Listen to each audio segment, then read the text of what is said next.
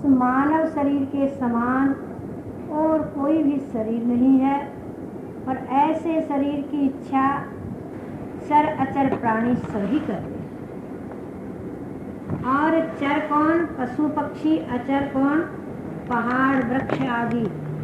सबको ये इच्छा होती हमें भी मानव जीवन मिले।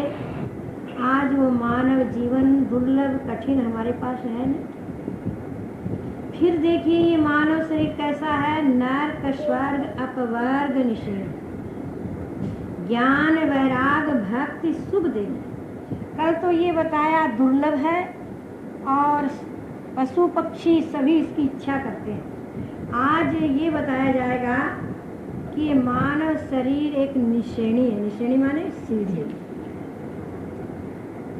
इस मानव शरीर में आने वाले जीव को शुभ कर्म करके स्वर्ग मिल सकता है, अशुभ कर्म करने से नरक मिल सकता है।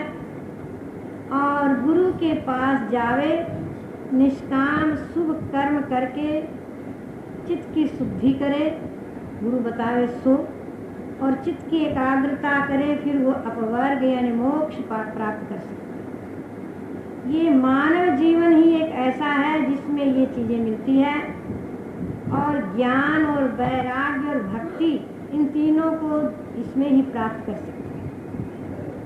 करें या न करें आपकी मर्जी पर है, परंतु पक्षी राज गरुड़ जी के प्रश्नों का उत्तर काल विष्णु जी दे रहे हैं और हमें ही जगाने के लिए कह रहे हैं। नरक स्वर्ग अपवर्ग निषेणी, ये बताया ना। जैसे कि एक चौरस्ता है और चौरस्ते पर कोई व्यक्ति खड़ा है, तो एक रास्ता दाहिने जा रहा है, एक रास्ता बाएं जा रहा है, और एक रास्ता सामने जा रहा है, और एक रास्ता पीछे।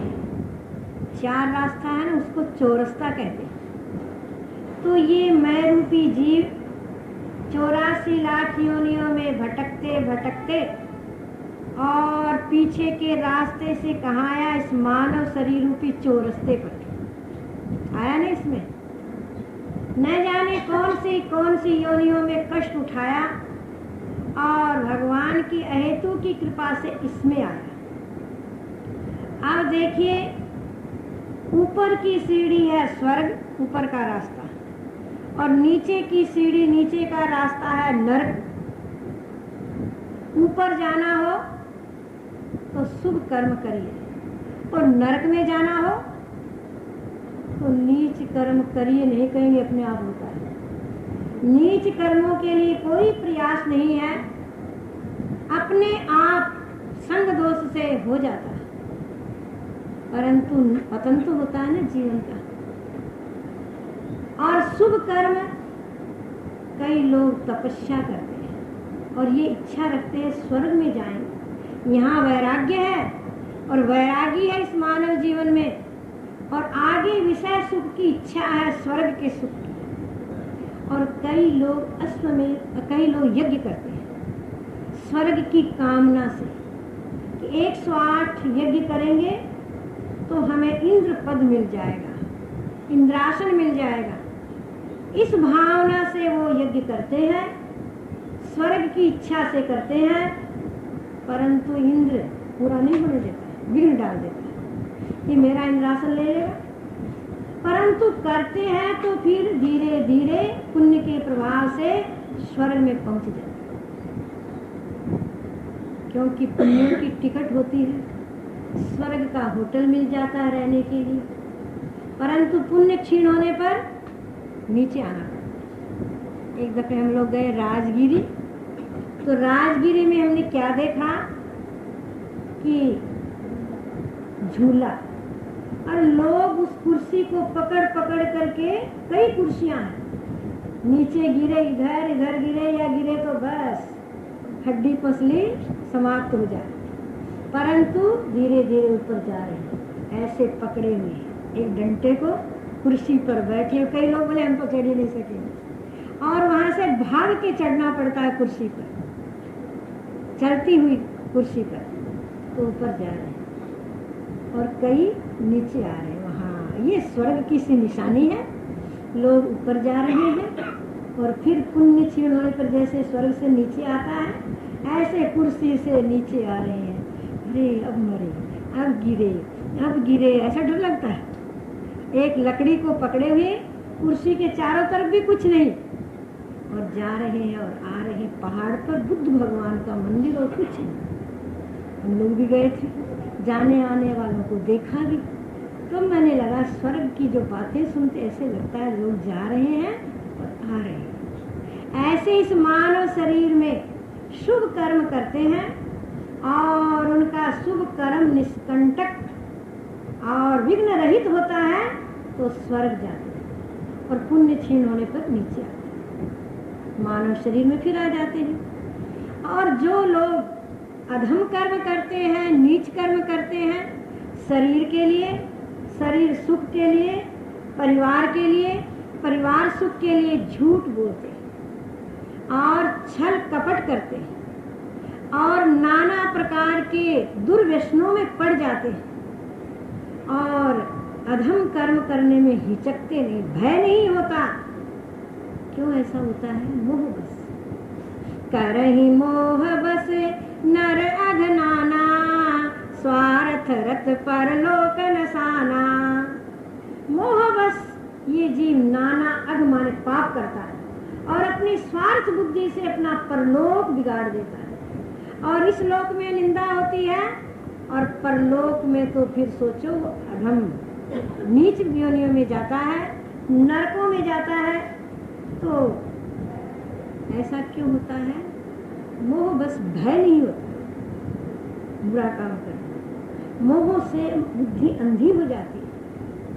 जैसे दीवार पर सूर्य का प्रतिबिंब दिखाई नहीं देता, शीशे में दिखाई देता है, ऐसे ही मोहित प्राणियों के हृदय में और नीच कर्म करने से भय नहीं।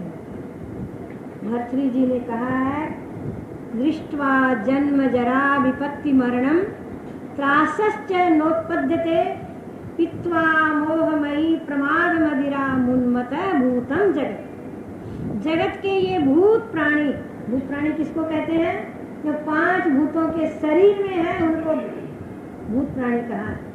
ये मोह की मदिरा पीकर, मोह का नशा पी करके भी और दूसरे की मृत्यु देखते हैं, दूसरे का बुढ़ापा देखते हैं, दुख पाते और दूसरे की विपत्ति देखते हैं, तो भी होश नहीं आता कि हम अनर्थ नहीं करें, हम बुरे कर्म नहीं करें, नहीं हमारे पर भी विपत्ति आ धमकेगी, हमारे पर भी दुख आ धमकेगा, हमारे पर बुढ़ापा तो आना ही आना है। तो भय नहीं उत्पन्न होता। ये बड़ा आश्चर्य है, बड़े दुख की बात है कि जीव पाप कर्म करता है, इससे मानव शरीर में हिचकता नहीं, जिसका फल क्या है? नरक। नरकों में जाना पड़ेगा। 18 प्रकार के नरकों का वर्णन आता है शास्त्रों में। उनमें ये पापी प्राणी और त्राह त्राह करके दुखों का अनुभव करते हैं। ये मानव शरीर की दूसरी श्रेणी कौन सी है? ये। और तीसरी क्या है? अपवर्ग। अपवर्ग माने मोक्ष। मोक्ष किसको कहते हैं? जन्म मरण दुख की निवृत्ति, परमानंद की प्राप्ति, इसको मोक्ष कहते हैं। और मोक्ष की प्राप्ति होती है आत्मज्ञान से और जीते जी, मरने के बाद नहीं, उधार सौदा नहीं, नगद सौदा, जीते जी जीवन मुक्ति का आनंद और सुख उसको मिलता है, उसको अपवर्ग कहते हैं। अपवर्ग में ले जाने वाली सीढ़ी भी ये सीधा राह ये सीधी राह, सीधा रास्ता कौन बताते हैं? गुरुदेव। इसलिए कहा है, सतगुरु की प्रसादी मुकम्मिल आजादी, सतगुरु की प्रसादी मुकम्मिल आजादी, सतगुरु की प्रसादी मुकम्मिल आजादी, सतगुरु की प्रसादी मुकम्मिल आजादी। गुरु भगवान कान में मेरे, गुरु भगवान कान में मेरे, सोहम तान सुना दी मुकम्मिल आजादी।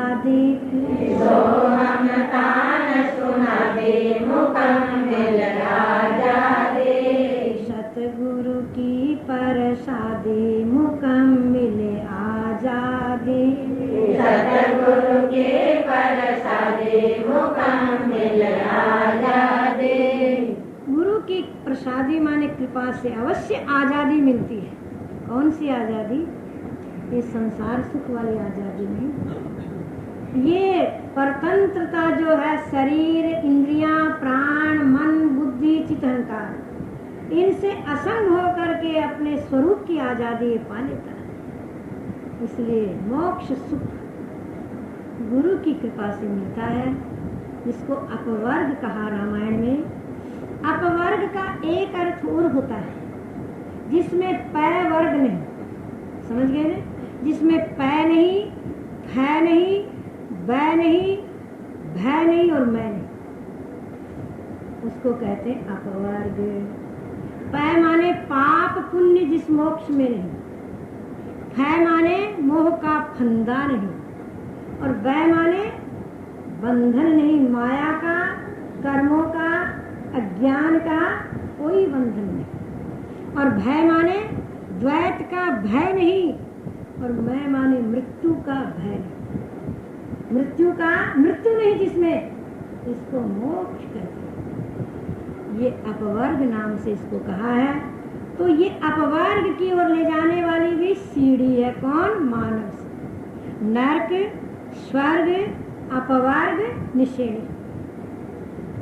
विष्णु जी कहते हैं, हे गरुड़ जी, इसमें 3 रास्ता जाता है। इच्छा और स्वर्ग, सुख और विषय भोग सेवन करने का जो यहाँ मिल रहा है उसे ज्यादा अवश्य, तो शुभ कर्म करो, और भाई बुरे कर्म तो होते हैं, नीचे की ओर जाता ही है। और सदा के लिए आनंद और सुख का अनुभव करना चाहते हो तो अपवर्ग को पकड़ लो। अपवर्ग समझ गए ना? आगे क्या कहा? ज्ञान, वैराग, भक्ति, शुभ देने, और इसी मानव जीवन में कल्याणकारी ज्ञान मिलता है। कल्याणकारी ज्ञान कौन सा है? देखो, 2 ज्ञान होते हैं, एक लौकिक ज्ञान और एक पारमार्थिक ज्ञान। लौकिक ज्ञान तो बच्चा जन्मता है तो घर में देखता है, सुनता है घर के वातावरण को, और फिर बड़ा होता है, पढ़ाई करता है, तो लौकिक ज्ञान उसको हो जाता है। सिखाते हो कि नहीं बच्चे को? ये माए है, ये बाप है, भाई चिरंजी नाम का, सब कुछ पढ़ाया नहीं पढ़ाया, पाठ ईश्वर प्रेम का। घर में बालक आया तो हम उसको क्या कहते? ले तेरी मम्मी, ले तेरे पापा जी, तेरा डैडी, और ले तेरी दादी माँ, ले तेरी बुआ जी, ले मुन्ना चाची के पास जा, ले मुन्ना ताई जी के पास जा। ये उसको ज्ञान होता जाता है कान के, और देखता ऐसे, ठहरी नजर दिखे पदार्थ, ठहरती ऐसे नजर ऐसे करता है कि बच्चों को देखा करो, हम लोग भी किसी दिन ऐसे किया होगा। तो ठहरी नजर और दिखे पदार्थ, उसको पदार्थ दिखता है तो नाम सिखलाने लगे। अब घर वाले क्या करते हैं? नाम सिखाते हैं, सब चीज का नाम सिखाते हैं। यहाँ पेशाब करना, यहाँ ऐसे करना, छीछी, ये छीछी है, ये सब कुछ उसको सिखा। धीरे धीरे उसको लौकिक ज्ञान होता जाता है। जब उसकी आयु बढ़ती है, धीरे धीरे पांव से चलने लगता है, तो उसके बाद में और बस चीजें मांगता, ये चाहिए, ये चाहिए, ये चाहिए, नहीं देते तो पांव पीटता है, सिर पटकता है। कई बच्चे बहुत कुचकल होते हैं, कई सीधे भी होते हैं। स्वभाव होता है पूर्व जन्म का। पूर्व जन्म के स्वभाव को लेके आने वाला बालक पहले कोई शेर या सर्प की योनि से आया होगा तो बड़ा तेज होगा, और कोई सीधी योनि से आया तो वो ठंडा होगा। पूर्व जन्म के संस्कारों को लेकर बालक आता है, और फिर कभी कुछ मांगता है, कभी कुछ मांगता है। लौकिक ज्ञान कभी माता पिता देते हैं, कभी फुसलाते हैं, कभी डांटते हैं, साम दाम दंड भेद से उसको सीधे रास्ते लगाते रहते हैं, तो लौकिक ज्ञान हो जाता है। जब 7 वर्ष का होता है, जब 7वीं में मैं गया तो मदरसे भेजा गया, घर खेल दोनों छूट गए, अत्यंत मैं व्याकुल हुआ, कुछ मार से कुछ प्यार से, पढ़ना जचा आराम का, सब कुछ पढ़ाया नहीं पढ़ाया, पाठ ईश्वर प्रेम का। जब स्कूल में गया तो मन करता खेले, परंतु खेलना मिलता नहीं। वहाँ मास्टर का भय, लाठी का भय, और बच्चा बैठा रहता है, मन करता भाग जाऊं। खेलने का बहुत जी चाहता है, परंतु मार से प्यार से कुछ पढ़ने में मन लगा, और मन लगा भगवान के नाम का ज्ञान ही नहीं। कई कई माताएं अपने बच्चों को अच्छा संस्कार देती है, प्रणाम कराती है, भगवान के चित्र को मंदिर में भेजती है, नमस्कार कराती है, और कई तो ऐसी होती है आज की, बस पूछो ना, आज की फैशन की, तो ये सब जानती नहीं। किसी किसी धर्म के आश्रय रहने वाले गृहस्थी अपने बच्चों को अच्छे अच्छे संस्कार देते हैं। जिनको धर्म का बोध नहीं है उनके बच्चे तो बस बहिर्मुख हो जाते हैं। तो स्कूल में जाने लगा तो लिखना सिखाया, बाद पोथी पाठ रटवाते भये, नक्शा दिखाया ग्राम का, सब देश की गिनती कराई, काल भी बतला दिए। सब देश की गिनती करा दी, हाँ इतने देश हैं, और भूतकाल, वर्तमान काल, भविष्य काल, ये सब बता दिया। और देखिए सारा घोड़े गधे पशु पक्षियों का पाठ भी सिखला दिया। गए माने हाँ? और ख माने खरगोश, और बै माने बंदर, ये सिखाया जाता है ना बच्चों को। और सीए की केट, केट माने हम तो इंग्लिश नहीं जानते, सुनी सिखाई जाती। आरे टीरे फेटी फेट, क्या क्या उसको सिखाते, क्यों? लौकिक ज्ञान देते। ये न दे तो व्यवहार सिद्ध नहीं होगा। ये सब कुछ पढ़ाया, अगर ईश्वर से मिलने का पाठ नहीं पढ़ाया तो मानव जीवन सार्थक होगा? अब देखिए बड़ा हो गया, शादी हो गई, तो एक निजी मास्टर आ गई और वो नए नए पाठ सिखलाने लगी। नए नए पाठ, वो पाठ क्या क्या सिखलाती है? तुम्हारी माँ ऐसे, तुम्हारी बहन ऐसे, तुम्हारी भाभी ऐसे, घर नारी आई नित नए ही पाठ सिखलाने लगी, झगड़ा कराया मात पितु से, राड करवाने लगी, किंकर बनाया काम का, लोभी महाधन धाम का, सब कुछ पढ़ाया नहीं पढ़ाया, पाठ ईश्वर प्रेम का। ईश्वर से मिलने का पाठ उसने भी नहीं पढ़ाया, वो तो घर की पढ़ाई पढ़ाने लगी। जो वो फैक्ट्री में जाता है, दुकान पर जाता है, जिसको घर का ज्ञान नहीं, वो ज्ञान धर्म पत्नी देने लगी। अब बेचारा रात में वो पढ़ाई पढ़ता है और दिन में दुकान और फैक्ट्री की पढ़ाई पढ़ता है, पर ईश्वर से मिलने का पाठ नहीं पढ़ाया। और घर में रात की पढ़ाई से क्या होता है?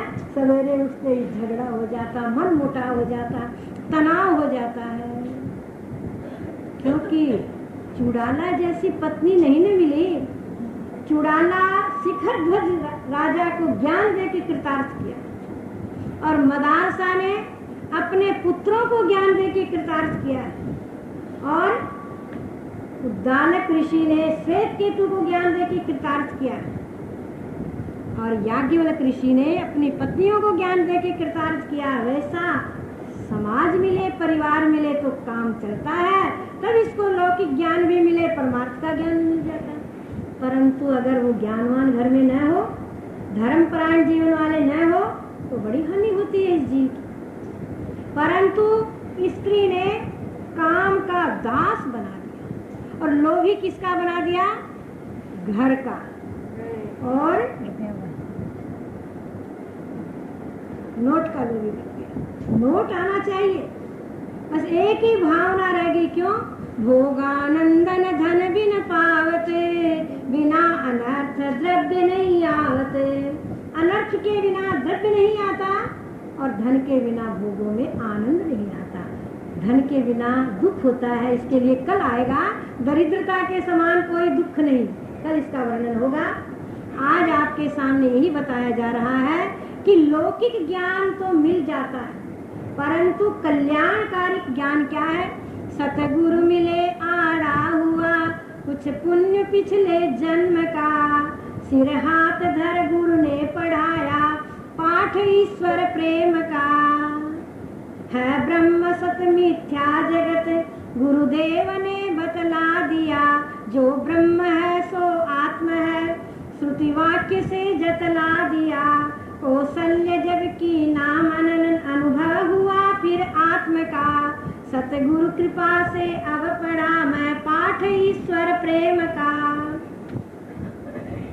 कोई पूर्वले पुण्य उदय हुए और उस पुण्यों के प्रभाव से गुरु से मेल हो गया और गुरु ने कृपा दृष्टि करके और ईश्वर से मिलने का पाठ पढ़ाया। क्या पाठ पढ़ाया? कि वो ब्रह्म जो परमात्मा है वो सत्य है, चेतन है, आनंद स्वरूप है और वो ही आत्मा है और आत्मा ही सतचित आनंद स्वरूप है और 3 शरीर 5 कोष 3 अवस्थाओं का साक्षी है। युक्ति प्रमाण दृष्टांतों से खूब समझा दिया तो शिष्य कहता गुरु की कृपा से मैं ईश्वर से मिलने का पाठ पढ़ा और जब उसका मनन किया निध्यासन किया तो साक्षात्कार हो गया। तो ये कल्याणकारी ज्ञान किसमें मिलता है? इसमें कि और कोई शरीर में?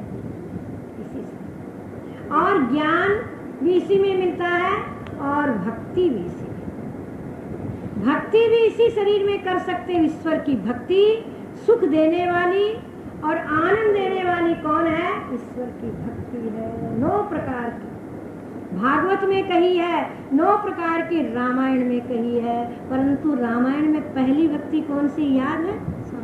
संतों का प्रथम भक्ति संतन करी संगा। संतों का संग पहली भक्ति। भक्ति तात अनुपम सुख मूला, मिलहि जो संत होए अनुकूला।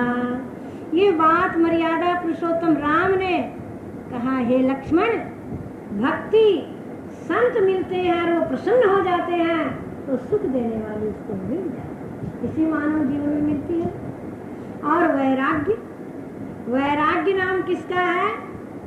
घर बार छोड़ने का नाम तो वैराग्य है, पर वो स्वरूप त्याग है। और अरूप से त्याग करना क्या है? कि मन में संसार के विषय भोगों को मिथ्या समझना, झूठा समझना और स्वप्नवत मानना। वैराग्य के बिना शांति नहीं मिलती, वैराग्य के बिना चैन नहीं मिलता। आप देखिए मंदिर में जाते हो ना तो आरती के समय और आरती के पश्चात और शाखा जल का छींटा मिलता है कि मिलता नहीं? और जिसके नहीं पड़ता है वो क्या कहता है? मेरे को छींटा दो, छींटा दो। छींटा ला गया नीर का और पाप गया शरीर का। ऐसे माताएं कहा करती। तो भाई सत्संग में भी वैराग्य का छींटा लगता है। जब मन को वैराग्य का छींटा लगता है तो मन धीरे धीरे धीरे निष्पापी बन जाता है, निर्मल हो जाता है। वैराग्य के बिना मन शुद्ध नहीं होगा, वैराग्य के बिना मन निर्मल नहीं होगा और निर्मल मन बिना भगवान दर्शन नहीं होगा। भगवान ने क्या कहा? निर्मल मन जन सोई मोहि पावा, मोहि कपट छल छीतन भावा। ये भगवान की वाणी है कि वो किसी?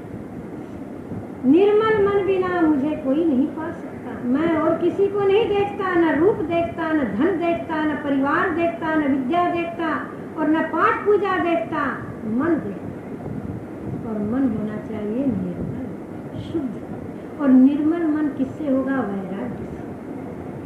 वैराग्य मन में ये होना चाहिए कि संसार स्वप्न झूठा है, मिथ्या है, एक परमात्मा ही सत्य है, अविनाशी है। इस भावना से मन निर्मल हो जाता है। तो ये वैराग्य किस में मिलता है भाई? किसी मानव जीवन में मिलता है कि और किसी? और देखिए धीरे धीरे ये शरीर, मानव शरीर भी धीरे धीरे क्षीण होता है कि नहीं?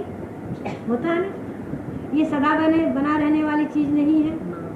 तो इसलिए कहा है स्वर्ग नरक अपवर्ग निशेनी, ज्ञान वैराग भक्ति शुभ देनी। शुभ कर्मों को देने वाली ये निशेनी है, पर शुभ कर्म करने का तरीका कहाँ मिलता है? धीरे धीरे सत्शास्त्रों से, गुरुजनों से, संत महात्माओं से। और जीव को ये सोचना चाहिए कि हमारा शरीर धीरे धीरे क्षीण होता जा रहा है, जितना हम भजन कर ले उतना ही थोड़ा है, क्योंकि राम नाम की लूट है, लूट सके तो लूट, अंतकाल पछताएगा जब प्राण जाएगा छूट। राम नाम की लूट है कि नहीं बोलिए? है? आप कहोगे कहाँ है? अभी कोई दुकान लूटती हो तो बस भीड़ लग जाएगी। मेरे गिरिडीह में दुकान लूट गई तो लोग भागने लगे, भाग भाग के वहाँ का माल और ले आए, पराया माल घर में ला के रख लिया। कोई बेचारा लूट गया और कोई ले लेके राजी हो गया। पर ऐसा माल लेने से, राजी होने से कौन सी सीढ़ी है वो? नरक वाली। पराया माल लेकर राजी क्या है? समझे ना? तो राम नाम की लूट है, इसको लूटो। इसलिए कहा है राम भजन की मन मेरा लूट है जी, राम भजन की मन मेरा लूट है जी। हारे बंदा लूटा जाए तो लूट, बजर नगारो सिर पर काले को जी। हरे बंदा लूट जाए तो लूट, बजर नगारो सिर पर काल को जी। कार का नगारा सिर पर है कि नहीं? कोई तो ऐसे कह दो, सब ऐसे कह दो। कार का नगारा सिर पर बज रहा है ना? अरे लोको अब लोको नाही, सिर पर काल बाण कर माही, क्षण में ही प्राण हान कर डारे, बलि अक्षमी दयाल है। मौत की याद करने से भगवान की याद आती है, इसलिए सिर पर काल खड़ा है। बंदा तेरो दिन दिन घटर शरीर, बाजह नगारो सिर पर काल को दे। बंदा तेरो दिन दिन घट शरीर, बाजह नगारो सिर पर काल को जी। शरीर घट रहा है कि बढ़ रहा है? क्षीण हो रहा है। राम भजन में ये काया गले तो गाड़ी, भोगों में नहीं, राम जी के भजन में काया गले तो गाड़ी। कई कहते हैं माता जी आपका शरीर तो ढीला हो गया है, अब जगह जगह नहीं जाना, जगह जगह जाओगे तो शरीर खराब होता जाएगा। अब हम नहीं जाएंगे तो शरीर खराब नहीं होगा। हाँ, जरा देख देख के चलना पड़ेगा, इतनी बात जरूर। आप देखिए, आपकी टोकरी में 5 सेर आलू पड़े, कई महीनों तक पड़े हैं, वो खराब नहीं होंगे? और आप 5 सेर आलू खेत में फेंक दीजिए और वो 5 सेर आलू खेत में खराब हो गए, पर सफल कौन सा हुआ? खेत वाला। 5 सेर आलू कितना आलू और पैदा करेगा, और घर में टोकरी में पड़ा आलू 5 सेर सड़ गया, खराब हो गया, उससे क्या बना? जरा सोचिए। ऐसे शरीर घर में बैठे बैठे गड़ जाएगा, गड़ेगा तो शरीर, पर बढ़ेगा क्या? परंतु सत्संग में गड़ेगा तो न जाने कितनों को लाभ होगा, कितनों को सुख मिलेगा, कितने प्रभु के सन्मुख होंगे, कितने बैराग के छींटे लेंगे, कितनों के हृदय में भक्ति उत्पन्न होगी। और ये हमारे गुरुदेव की आज्ञा भी है, बेटा घर में नहीं बैठना। तो जितने दिन चले उतने ठीक है, पर शरीर तो गड़ता है ना। बंदा तेरो दिन दिन घट शरीर, बाजर नगारो सिर पर काल को जी। बंदा तेरो दिन दिन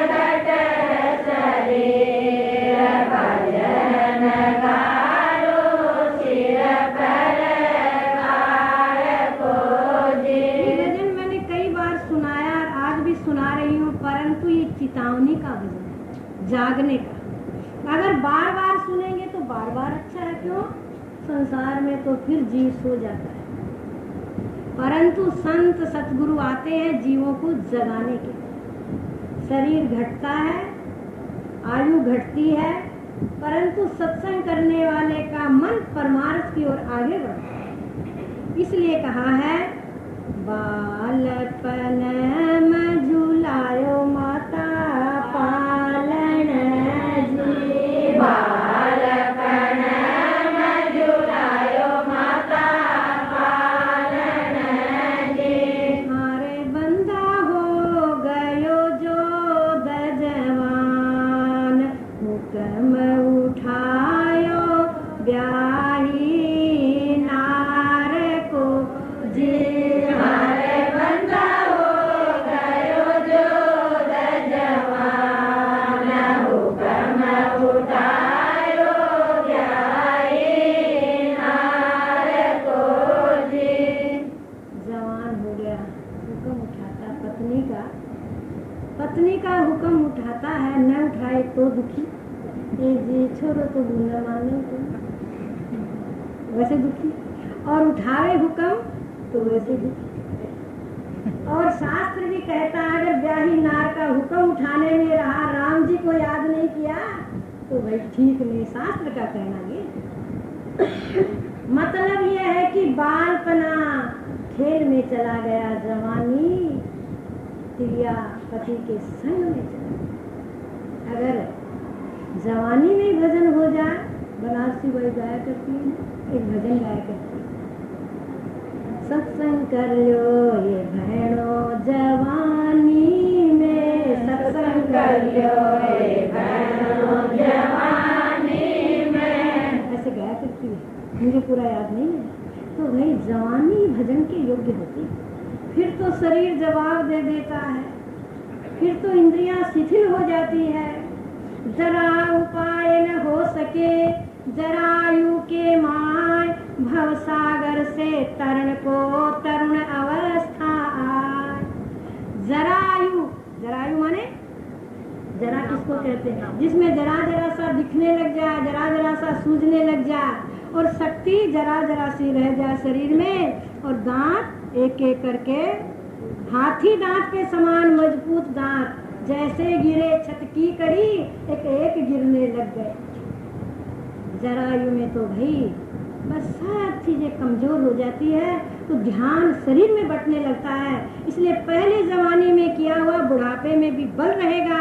ये ज्ञान भक्ति बुढ़ापे में संतोष देंगे, संतोष देंगे, विचार देंगे तो सुख मिलेगा। बुढ़ापा आराम से कटेगा, नहीं तो रोते रोते कटेगा, दुख से कटेगा, नहीं तो हंसते हंसते कटेगा।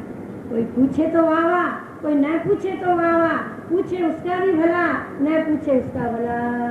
ऐसी स्थिति मन की हो जाती है। तो कहने का तात्पर्य क्या है कि मानव शरीर स्वर्ग नरक अपवर्ग निशेणी ज्ञान वैराग्य भक्ति शुभ दे।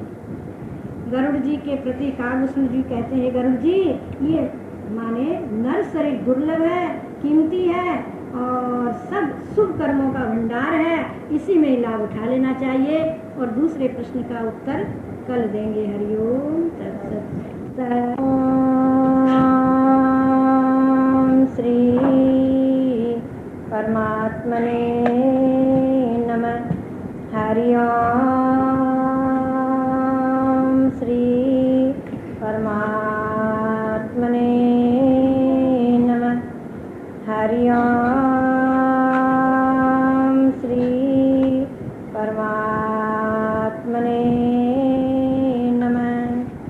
ओम सन्नो मित्र संवरुण सन्नो भवत्वर्यमा सन्न इंद्रो बृहस्पति सन्नो विष्णुरुक्रम।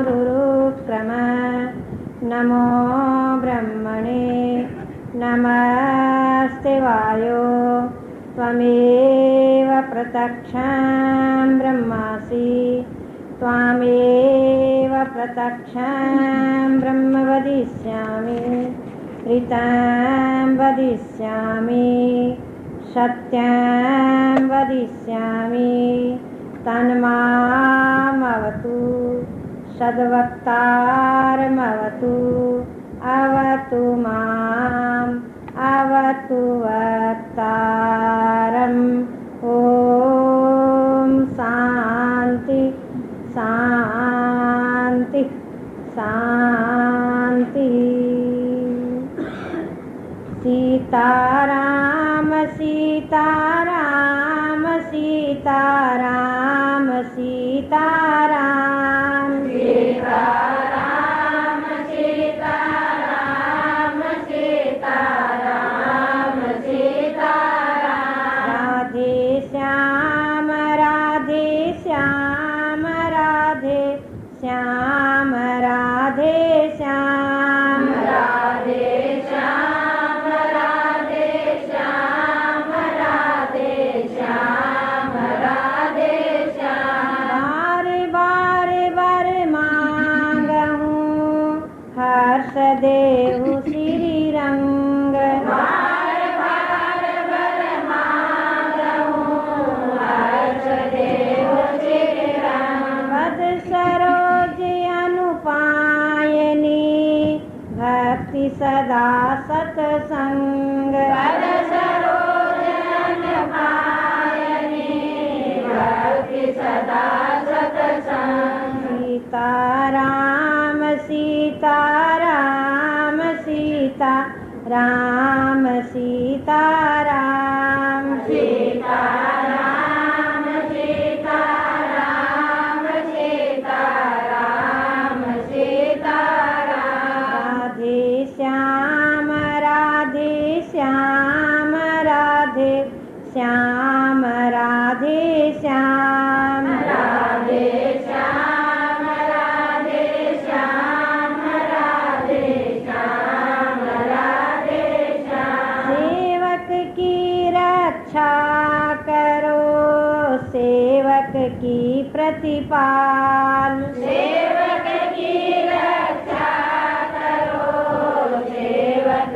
की प्रतिपाल। सेवक की वैया चढ़ो श्री सतगुरु दीन दयाल सेवक की मैया चढ़ो श्री सतगुरु दीन दयाल। सीताराम सीताराम सीताराम सीताराम सीताराम सीताराम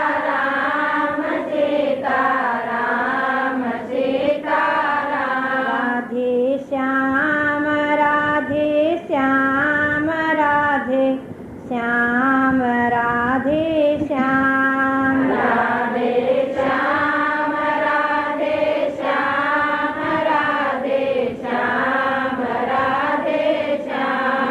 नारायण सत्संग कर सीख भजन की रीत नारायण सत्संग कर सीख भजन की रीत। काम क्रोध मद लोभ में गई आयु सब बीत काम क्रोध मद लोभ में गई आयु सब बीत। तेरे भावे जो करो भलो बुरो संसार तेरे भावे जो करो भलो बुरो संसार। नारायण तू बैठ के अपनो भवन बुहार नारायण तू बैठ के अपनो भवन बुहार। तुलसिया संसार में भांति भांति के लोग तुलसिया संसार में भांति भांति के लोग। सबसे मिल के चालना नदी नाव संजोग सबसे मिल के चालना नदी नाव संयोग। सीताराम सीताराम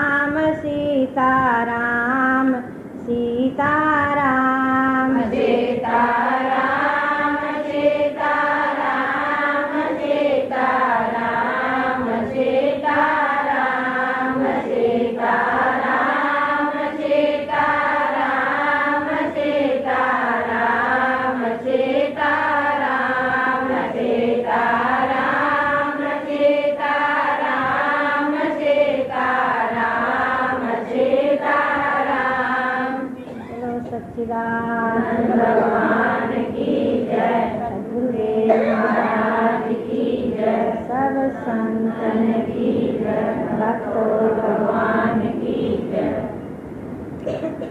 प्रभु प्रेमियों, परम शांति को चाहने वाले जिज्ञासुओं, जनता जनार्दन के रूप में मेरे निजात्माओं, श्री रामायण जी के आधार पर सप्त प्रश्न और सप्त उत्तरों का विचार चल रहा है। काकभूषण जी के प्रति गुरु जी ने 7 प्रश्न किए और उनका उत्तर क्रम से हो रहा है। पहला प्रश्न क्या था कि हे नाथ, हे काकभूषण जी, हे बुद्धिमान, धैर्यवान, आप ये बताइए सबसे दुर्लभ कौन शरीर है?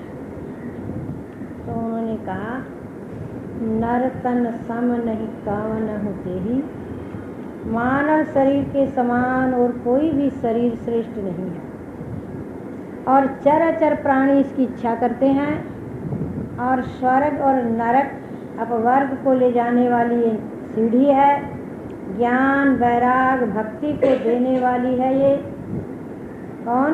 मानव देह। इसमें ज्ञान वैराग भक्ति पैदा हो सकते हैं। जो ऐसे शरीर को पाकर जो विषयों में ही रत रहता है, हरि भजन नहीं करता, श्री हरि की याद नहीं करता, वो नीच माना गया। और वो पारसमणि को देकर कांच का टुकड़ा बदले में ले रहा है।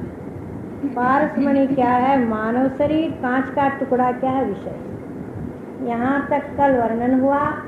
अब आइए दूसरे प्रश्न का उत्तर देते हैं। दूसरा प्रश्न क्या था? बड़ दुख कवन कवन सुख भारी, सो संक्षेपहु कहूँ विचारी। सबसे बड़ा दुख क्या है? ये प्रश्न था। तो इसका उत्तर दे रहे हैं दूसरा प्रश्न। तो सबसे बड़ा जीवन में दुख क्या है ये बता रहे हैं।